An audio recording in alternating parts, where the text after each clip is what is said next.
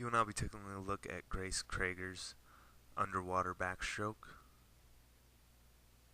And this is narrated by Coach Connor. The viewing of this video will be at 1/4 of the original.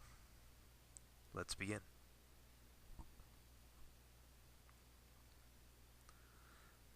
First take, I love the tight streamline, good body position with the eyes towards the ceiling. You can see a big dolphin kick, definitely a little bit more oppressive of the hips as opposed to the above water video, but still a little bit too much of a knee bend, okay, in the legs through the kick, okay, and also just a little bit too much of a separation, as you can see right here. If we can remain streamlined from our fingertips all the way down to our toes through the dolphin kicks, it's going to make everything that much more efficient. Just that tiny little separation can make a big difference between maintaining good speed and or creating resistance.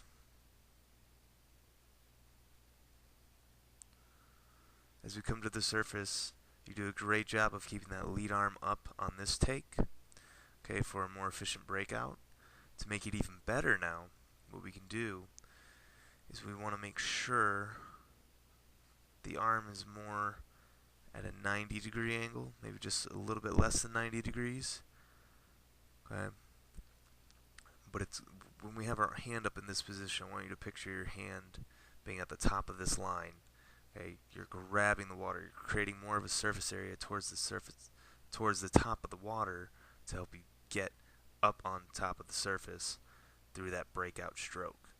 Okay, whereas if your arm is all the way down here, it's creating more resistance, making it harder for you to get to the surface of the water with ease, and also it's burning more energy.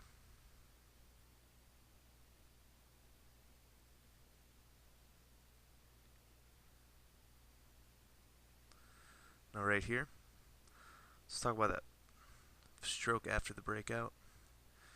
That arm is very, very deep. Again, just as I mentioned on the breakout stroke, we'd rather have the fingertips more so up here at the top of this line, grabbing towards the surface where there's a little less resistance, but you're still grabbing a good amount of water through that elbow bend. It's almost as if we're swimming freestyle, except we're on our back. So we want that same stroke motion, similar to freestyle.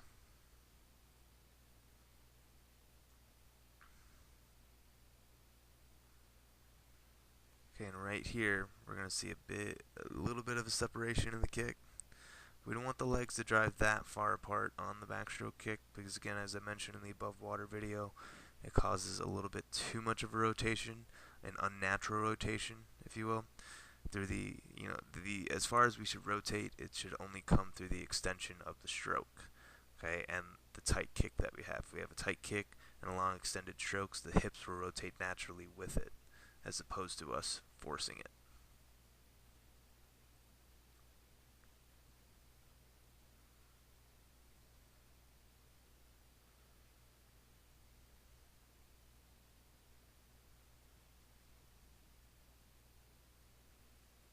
Okay, now right here, that's a pretty good elbow bend. That's better than what it has been. If we can get those arms up just a slight bit more, it's going to be even better. But that's more efficient than the first couple of strokes that we watched. So that's good. Now, as you can see, I moved the clip up a few frames.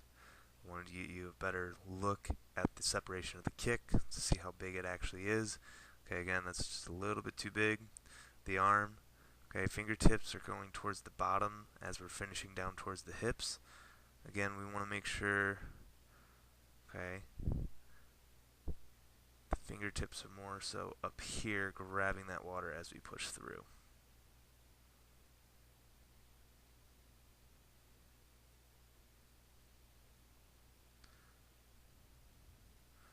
The other thing I want you to take note on is as we finish the stroke, if we have that arm bent, what we're going to be able to do is we're going to be able to push it down towards our hip and then bring that pinky out, bring that thumb up to the hip, and then we're able to rotate it with ease as we break through the surface of the water, as opposed to swinging it all the way down and then coming up to the surface and having to force our arm over on what should be the recovery stroke. Okay, so if we have to go through more resistance to get to our hips, to get up out of the water, okay, through the surface, it's gonna slow down our recovery stroke. Whereas we want our recovery stroke to come out with ease, to where if we grab that water efficiently, we're gonna have the momentum carry that arm over during the recovery phase.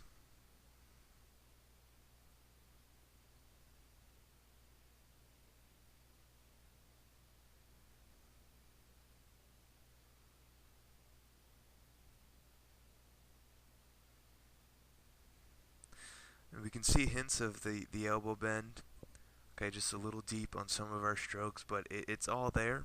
It's just working out the smaller details to creating a more efficient stroke.